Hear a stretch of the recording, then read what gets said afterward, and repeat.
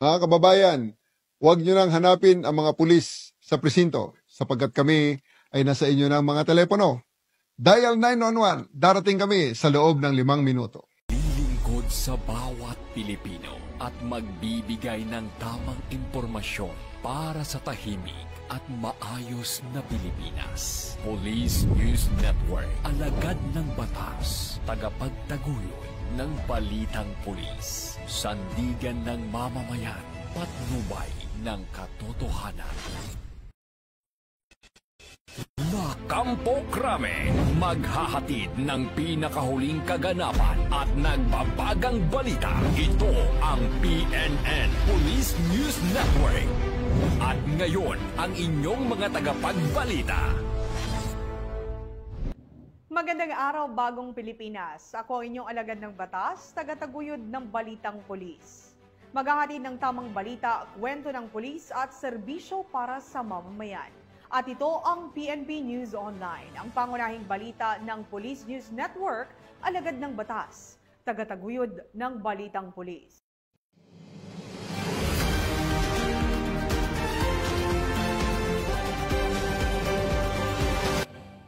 Ngayon ay araw ng Sabado at narito ang mga balitang nakalap ng ating mga PNN correspondents sa loob ng linggong ito.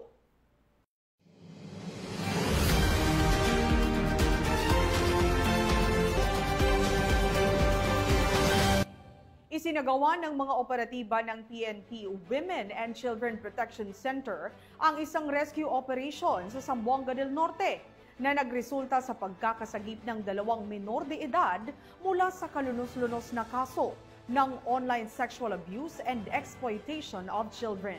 Narito ang balita ng report mula kay Patrolwoman Sana Rose Luna. Matagumpay ang naging pagsagip sa 2 menor de edad na biktima ng pang-aabuso sa isinagawang entrapment and rescue operation ng mga tauhan ng Women and Children Protection Center o WCPC noong Martes, July 15, 2025 sa Barangay Bantayan sa bayan ng Sindangan, Zamboanga del Norte. Sa bisa ng warrant to search, seize and examine computer data o WSSECD ay nahuli ang suspect na ina mismo ng 2 nasabing biktima.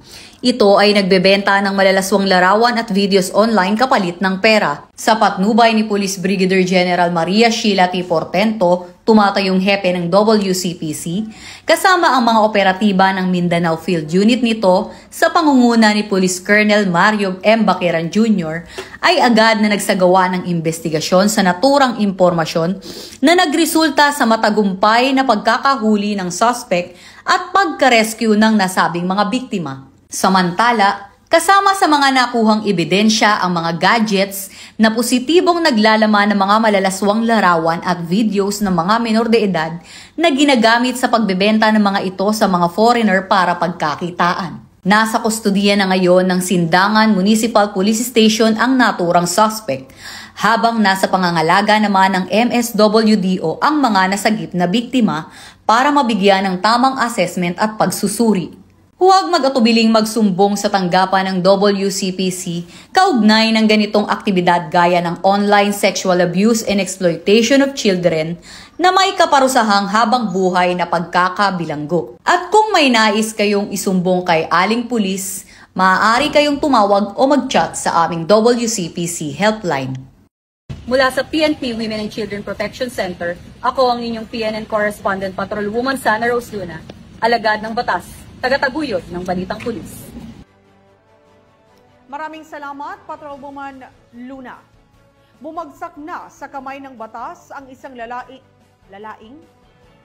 Bumagsak na sa kamay ng batas ang isang lalaking pinagahanap sa kasong statutory rape matapos itong maaresto ng mga operatiba ng Alcala Municipal Police Station sa isang operasyon sa Tarlac.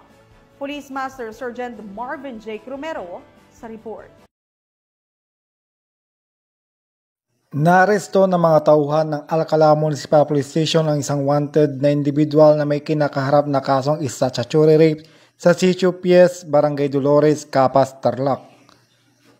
Ang suspect ay kinilalang sa alias na Loreto, 68 taong gulang, walang trabaho at residente ng Barangay Pinandangan, Sentro, Alcala, Pangasinan. Batay sa dokumentong nilabas ng korte, ang suspect ay may alias warrant of arrest kaugnay sa kasong statutory rape sa ilalim ng criminal case number B-3134 na walang nirekomendang piyansa. Matapos ang pagkakaresto, dinala ang suspect sa isang klinika sa Poblacion East para sa medical at physical examination at dinala sa himpilang ng pulisya para sa dokumentasyon at kaukulang disposisyon. Mula dito sa Ilocos Region, ako ang iyong PNN correspondent, Police Master Sergeant Marvin J. Romero, alagad ng batas, tagataguyod ng Balitang Pulis. Maraming salamat, Master Sergeant Romero. Isang malaking tagumpay laban sa iligal na droga ang naitala ng Tagbilaran City PNP matapos masamsam ang mahigit 11.2 milyong pisong halaga ng inihinalang shabu sa isang buy-bust operation. Ang detalye ng report mula kay Patrolwoman Annalyn Canoo. Nasabat ang mga kapulisan ng Tagbilaran City inihinalang shabu na nagkakahalaga ng higit 11.2 milyon sa isang matagumpay na buy-bust operation na ikinasamba na alas 11 ng gabi noong 19 ng Hulyo sa taong kasalukuyan sa Barangay Buoy, Tagbilaran City, Bohol. Kinilala ni Police Lieutenant Colonel John Carl Oliver Escobar, Chief of Police sa Tagbilaran City Police Station, ang suspect na si Ron, 48 anyos, at ang kasamahan nito si Jonas, 37 anyos, na kapwa-residente ng Barangay Kugon, Tagbilaran City, Bohol. Nakumpiska mula sa pag-iingat ng mga suspect ang tatlong large pack na hininalang shabu, buy-bust money, Vivo na cellphone at Chinese tea bag at backpack na ginamit bilang lagayan ng mga droga at tricycle. Tinatayang nasa 1,650 na gramo ang kabuang timbang na recover ng hinalang shabu na may standard drug price value na 11,222,000 pesos. Naharap ang mga suspect sa kasong paglabag sa Sections 5 at 11 na Article 2 ng RA 9165 o ang Comprehensive Dangerous Drugs Act of 2002. Ito ay isang pinakamalaking drug bust na naisagawa sa ating lungsod sa ilalim ng Oplan Limpio Tagbilaran. Taos-puso po kaming nagpapasalamat sa suporta ng pamahalaang lungsod ng Tagbilaran City na walang sawang sumusuporta sa ating mga advokasya para sa isang ligtas at malinis na komunidad. Ang tagumpay na ito ay patunay na hindi titigil ang inyong kapulisan sa pagsugpo sa iligal na droga. Sama-sama, kaya nating linisin ang Tagbilaran City. Muling giniit na pamanuan ng Tagbilaran City Police Station na walang puwang sa lungsod ang iligal na droga at patuloy ang kanilang determinadong kampanya upang labanan ito at nasiguro ang kaligtasan ng mga mamamayan. Mula dito sa Central Visayas, ako ang iyong PNN correspondent, Patrolwoman Annalyn N. Canoog, alagad ng batas, tagatuguyod ng Balitang Pulis. Maraming salamat, Patrolwoman Canoog. Sa patuloy na kampanya laban sa iligal na droga, naaresto ang isang drug suspect sa ikinasang buy-bust operation ng mga otoridad sa Clarin, Misamis Occidental. Alamin ang iba pang mga impormasyon mula kay Patrolwoman Riza Sohonia. Arestado ang isang drug personality sa ikinasang joint buy-bust operation ng mga operatiba ng Provincial Drug Enforcement Unit 10, Misamis Occidental at Clarin Municipal Police Station sa Barangay Tinaklaan, Clarin, Misamis Occidental. Kinilala ni Police Major Alvin Tamayo, officer in charge ng Clarin Municipal Police Station, ang suspect na si alias Dodong, 26 anyos at residente ng nasabing lugar. Sa ikinasang operasyon ng mga operatiba bandang alas 8 ng gabi ay nakuha ang 6 na maliliit na pakete ng hinihinalang shabu at isang 500 peso bill na ginamit bilang buy-bust money. Naharap ang suspect sa kasong paglabag sa RA 9165 o Comprehensive Dangerous Drugs Act of 2002. Mula dito sa Northern Mindanao, ako ang inyong Police News Network Correspondent, Patrolwoman Riza Sohonia, alagad ng batas, tagataguyod ng Balitang Pulis. Maraming salamat, Patrolwoman Sohonia.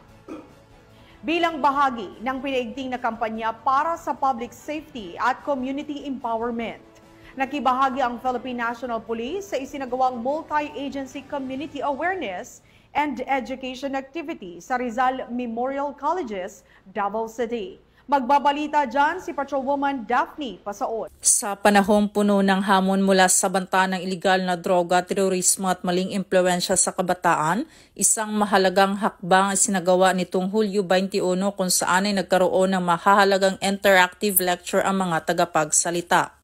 Tinatayang 500 mag-aaral mula sa kursong Bachelor of Science in Criminology ang dumalo sa programa na naglalayong magbigay ng kaalaman at kamalayan sa mga mahahalagang isyu na kinahaharap ng lipunan. Mula sa matitinik na abogado ng PDEA hanggang sa mga eksperto sa pampasabog ng PNP Explosive Ordnance Disposal at mga veteranong tagapagbantay mula sa National Intelligence Coordinating Agency, nagsama-samang iba't ibang ahensya ng pamahalaan upang bigyang liwanag ang mga isyong hindi basta-basta tinatalakay sa loob ng silid-aralan. Sa pamumuno ng Regional Police Community Affairs and Development Unit 11, naging tulay ang programang ito hindi lamang sa pagbabahagi ng impormasyon, kundi sa paghubog ng responsableng mamamayang handang makialam at makipaglaban para sa kapayapaan ng bayan.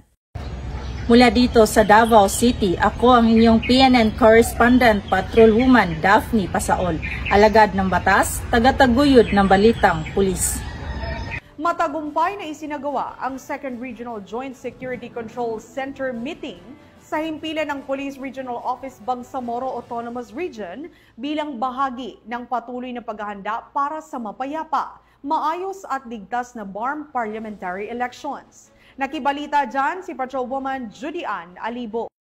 Isang matagumpay na 2nd Regional Joint Security Control Center ang isinagawa ng mga kapulisan ng PROBAR at ibang ahensya ng pamahalaan sa Multipurpose Center, Camp Brigadier General Salipada K. Pindaton, Parang Maguindanao del Norte. Ito lamang ika-21 ng Hulyo taong kasalukuyan. Ang naturang pagpupulong ay pinangunahan ni Police Brigadier General Jason C. D. Guzman, Regional Director ng Police Regional Office Bangsamoro Autonomous Region, katuwang sina Lieutenant General Antonio G. Nafarrete, Commander ng Western Mindanao Command, AFP, Commander Richard V. Mafre, Acting Commander ng Coast Guard District BARM, at iba pang mga opisyales at personahe ng PROBAR. Tinalakay sa pagpupulong ang mas pinaigting na paghahanda sa seguridad at pagpapatibay ng mga pinagsanib na operational plan upang matugunan ang mga posibleng banta kaugnay ng nalalapit na 2025 First BARM Parliamentary Election. Kasama rin sa diskusyon ang pinakabagong updates tungkol sa election areas of concern at iba pang usapin sa seguridad. Binibigyan din nito ang pagkakaisa at matatag na pangako ng PNP, AFP at Philippine Coast Guard na matiyak ang mapayapa, maayos at tapat na halalan sa rehiyon ng Bangsamoro. Mula rito sa rehiyon ng Bangsamoro, ako ang inyong PNN Correspondent, Patrolwoman Judy Ann Alibo, alagad ng batas, tagataguyod ng balitang pulis. Maraming salamat, Patrolwoman Alibo. Hindi nakalusot sa batas ang isang dating preso matapos itong muling maaresto sa ikinasang buy-bust operation ng mga operatiba sa Iloilo. Patrolwoman Andrea Dominic Depalubos sa report. Balik kulungan ang isang dating preso matapos mahuli mula sa isinagawang buy-bust operation ng mga otoridad sa Barangay Bulilao, Mandurriao, Iloilo City. Nito lamang ika-21 ng Hulyo taong kasalukuyan. Ang operasyon ay isinagawa ng mga operatiba mula sa Iloilo City Police Station 10 bilang bahagi ng layunin ng Philippine National Police na linisin ang mga komunidad mula sa banta ng iligal na droga. Kinilala ni Police Lieutenant Greg Matutino, Deputy ng Iloilo City Police Station 10, ang suspect na si alias John, 24 na taong gulang at residente ng naturang lugar. Matapos mahuling nagbebenta ng isang sachet ng hinihinalang shabu sa police pusher buyer na nagresulta sa pagkaka-recover ng 1 gramo ng hinihinalang shabu na may standard drug price na 6,800 piso. Dagdag pa ni Police Lieutenant Matutino, matagal nang minamanmanan si alias John na dati nang nakulong dahil sa parehong kaso. Siya rin ay subject ng isang search warrant kung saan nagresulta sa pagkakasamsam ng 39 na sachet ng hinihinalang shabu na may kabuuang timbang na 200 gramo at may standard drug price na 1,300,060 piso. Kasalukuyang nasa kustudiya na ng pulisya ang sospetsado para sa tamang disposisyon at haharap sa kasong paglabag sa RA 9165 o ang Comprehensive Dangerous Drugs Act of 2002. Patuloy ang mas pinaigting na kampanya ng Police Regional Office 6 laban sa iligal na aktibidad kaugnay sa ipinagbabawal na droga upang linisin ang komunidad mula sa mapanirang bisyo. Ang matagumpay na operasyong ito ay patunay ng masigasig na pagsisikap ng Philippine National Police upang labanan ang kriminalidad at maprotektahan ang publiko laban sa panganib na dulot ng iligal na droga. Dahil sa bagong Pilipinas, ang gusto ng pulis, ligtas ka. Mula dito sa Police Regional Office 6, ako ang inyong Police News Network Correspondent, Patrolwoman Andrea Dominic Di Palobos, alagad ng batas, tagataguyod ng balitang pulis. Maraming salamat, Patrolwoman De Palubos. At yan ang mga balitang nakalap ng ating mga PNN correspondents mula Luzon, Visayas at Mindanao sa loob ng linggong ito. Sa ngalan ng pamunuan ng Philippine National Police, sa pangunguna ni Chief PNP Police General Nicolas Torre III at sa pamumuno ni President Ferdinand Bongbong Marcos Jr., kami ay maglilingkod sa bawat Pilipino at magbibigay ng tama at balansing balita dahil dito sa bagong Pilipinas, ang gusto ng pulis, ligtas ka. At muli naming ipinapaalala ang panawagan ni Chief PNP na huwag nyo nang hanapin ang mga pulis sa mga presinto sapagkat kami ay nasa inyo ng mga telepono. Dial 911, darating kami sa loob ng 5 minuto. Mula rito sa tanggapan ng tagapag-ugday ng Pambansang Pulisya, ako ang inyong alagad ng batas, tagataguyod ng Balitang Pulis. Patrolwoman Melanie Mapa, maghahatid ng tamang balita, kwento ng pulis at serbisyo para sa mamamayan. At ito ang PNP News Online, ang pangunahing balita ng Police News Network.